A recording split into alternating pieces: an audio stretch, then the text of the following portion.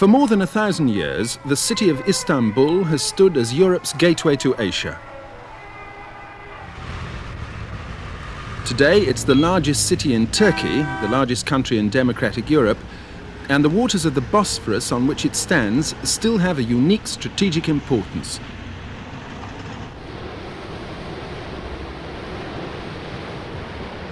They're the only access for the Russian fleet from the Black Sea to the Mediterranean, and a vital trade route for Bulgaria, Romania, and the Russian port of Odessa.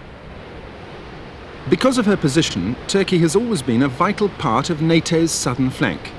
She has borders with 6 different countries and stands between Russia and the oil fields of the Middle East.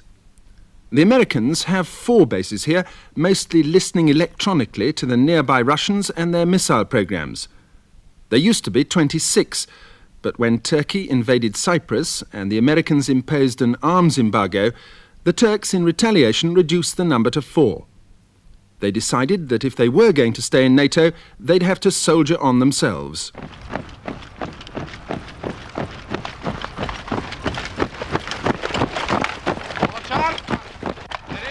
Numerically, Turkey has the largest force of any NATO member. There are more than 500,000 men in the army alone, and their share of the defence budget is proportionately more than anywhere else in Europe.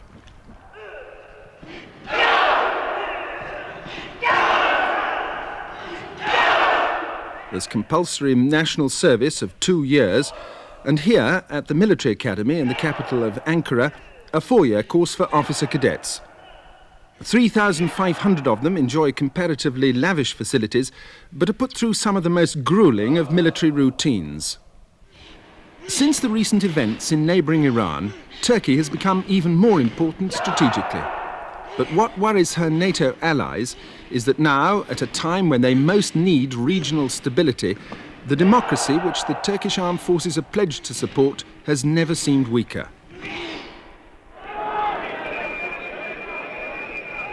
The biggest threat comes from growing political violence.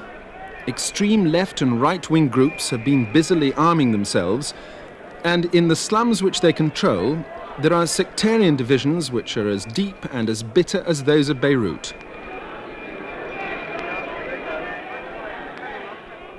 Two years ago, unidentified gunmen fired into a mass rally in Taksim Square in the middle of Istanbul.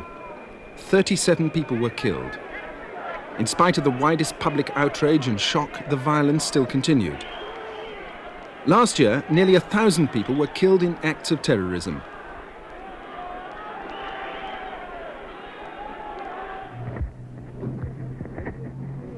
In the worst of these clashes, 100 people died in one day in the town of Maraş in southeast Turkey.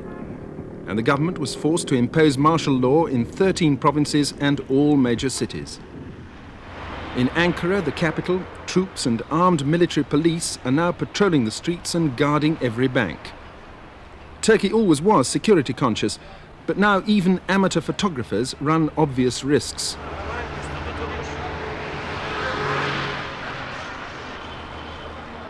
Cumhuriyet tarihimizde ilk kez bir başyazarın... Political assassinations in Turkey are now running at the rate of 3 a day. In most cases, they are attacks and reprisals by extremists of both right and left, but sometimes there are killings with no obvious motive. One of these was the recent shooting of Mr. Abdi İpekçi, the moderate and famous editor of one of Turkey's most well-known newspapers.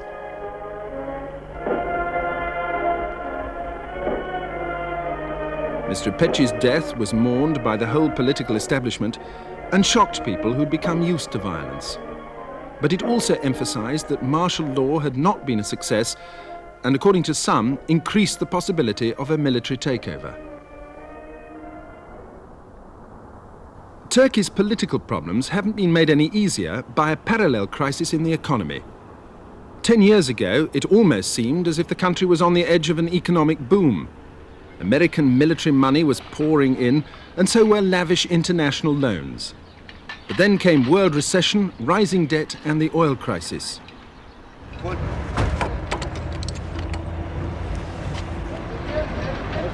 To reduce the demand for oil, the government recently doubled the price of petrol.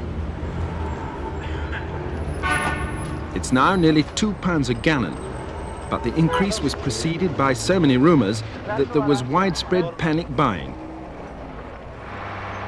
There have been queues stretching for several miles, and in some cases, drivers waiting all night.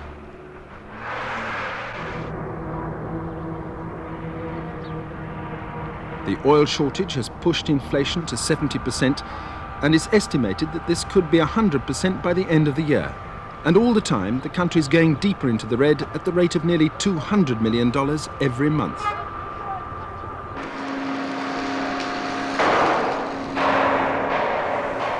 Industry has also suffered. This factory, for instance, was set up 2 years ago outside Ankara and hoped to employ 400 men on steel construction, mainly for government projects. Last year, 70 men were made redundant, and there are only 200 left. Half the machinery is unused, and there isn't enough foreign exchange to buy raw materials to employ any more. Cement prices have just been increased, and the cost of importing the steel they use from Japan has trebled. There have been power cuts every day for the last 14 months.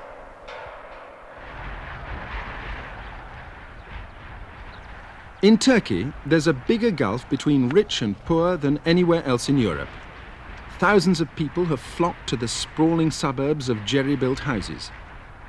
They've come from the poorer villages in the hope of finding work, but here, we're told, only 1 in 10 has a job and there's no unemployment benefit.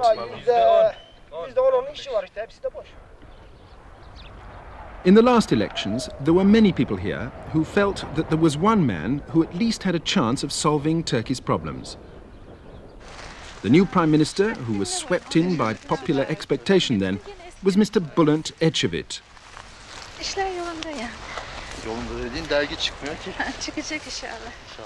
Mr. Ecevit is a poet and a former journalist. His wife's an artist. Before he went into politics, he was press attaché at the Turkish embassy in London, and he's also studied in the United States. Mr. Ecevit campaigned on what he called left-of-centre policies, saw himself as a socialist and a Democrat, and when he became Prime Minister, insisted on continuing his modest domestic lifestyle. A new cooperative housing development has been built in a forestry scheme 10 miles outside Ankara. And it's here that Mr. Ecevit and his wife still live in a block of flats. They're surrounded by pigeons presented by eager supporters who once thought that Mr. Ecevit was the only man who could rescue Turkey with loans from the West. It has been rather disappointing for us. And this year we decided to prepare an economic rescue program based on the assumption that no support may be forthcoming, although it would be very difficult to recuperate the economy without any external support. I suppose lack of coordination between our friends and the difficulty of translating political will into action. Are you saying that they simply don't understand Turkey's problems? Well, they seem to understand it, but there seems to be a lack of coordination or the will to act. Mr. Süleyman Demirel, the leader of the opposition, was Prime Minister himself for 10 years. He frequently attacks Mr. Ecevit on Turkish television, although strangely the sound is rarely used. He's been criticised for the way his government raised large foreign loans with apparently no controls, but maintains that at least Turkey was then better off than under the present austerity measures. He describes these very simply. Nonsense. Why do you say that? It won't bring anything. It doesn't give any value. It's just a plant of words. So what do you think will be the result of those policies? Nothing will come out. He will talk a little bit more. He is finished, as far as I'm concerned, as far as the country is concerned, as far as the people of the country is concerned. You say he's finished? Oh yes, definitely. But if you were Prime Minister, what else could you do? I was Prime Minister. But if you were I know, but if you were Prime Minister now, I'll tell you, I was Prime Minister 10 years. Then Turkey did not get such a position. Turkey was happy when I was Prime Minister. But if you were Prime Minister now, How would you go about solving the present economic problems? I will follow right economical and financial policy. For more than a year, Mr. Ecevit has been promising that he'll lead Turkey out of her deepening crisis. But today there's still no sign of any significant economic improvement and little chance of more investment or tourism while the violence continues. Mr. Ecevit's always blamed his predecessors for not taking firm action soon enough. For over 10 years, 10,000s of people were trained to be militant terrorists in Turkey. Most of them rightist and some extreme leftist. And the rightist terrorists had been given official sanction and protection for many years. And the leftist, extreme leftist terrorists were given a closed eye, and the rightist terrorists were left free to deal with the leftist ones. It was for the first time with our government that we started taking stern measures against terrorists, whether they be leftists or rightists. They have given lots of courage to terrorism when they were in the opposition. You're saying that the present government has encouraged terrorism? I am blaming them. I am accusing them. They are the father of terrorism in this country. How come they will stop the terrorism? What evidence do you have for saying that they have encouraged terrorism? All the so-called associations, they push the terrorism under the protection of the government. They share the government with them. And there are many evidences. And then actually we have the terrorism between 1971 and 73. Those people involved in terrorism, they got the amnesty in 1974 from this government. This is a very serious accusation to make, to say that the present government is actually has encouraged terrorism. Yes. Ecevit'in bölücülerle işbirliği yaptığı The government is also blamed by the ultra-right-wing Nationalist Action Party. Its leader is a former army colonel whose consistent message has been that Turkey must be saved from the perils of international communism. In some quarters, the party is fast growing in popularity and now has 17 MPs. As far as the left is concerned, Mr. Alparslan Türkeş is merely a fascist whose strength depends on his links with armed gangs like the commandos of the so-called Grey Wolves. It's a charge which, of course, he denies. well, we don't have any such kind of organizations. This is another accusation, and this is another fabricated news, I should say to you. There is no such organization in Turkey now? No, there is no such organization as Grey Wolf. As Grey Wolves in Turkey. And you have never been connected with any such organization in the past? No. What We have same political organizations as the other Turkish political parties have. For example, People's Republican Party, Mr. Ecevit's party. What kind of organizations they are having? We are having same organizations.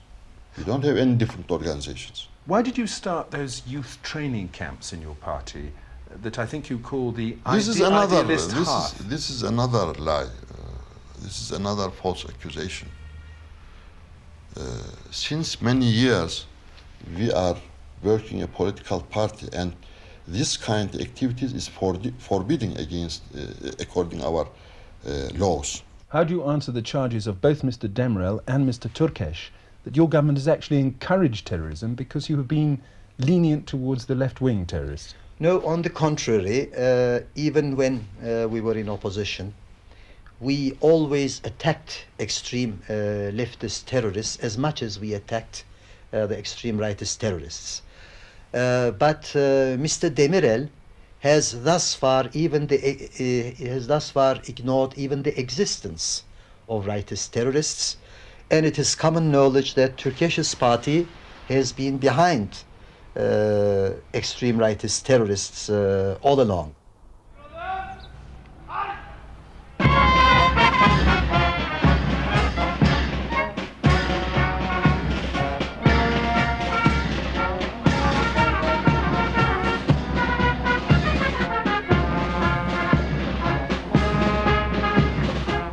So far, the army in Turkey, the largest single military force in NATO, have managed to keep themselves relatively distant from the contradictions of their country's deepening crisis.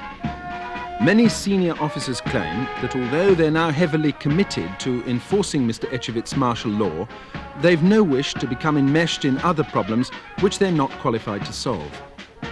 They're also adamant that nothing like Iran could happen here because democratic institutions are more firmly rooted and there's no single personality like the Shah on which opposition could be focused.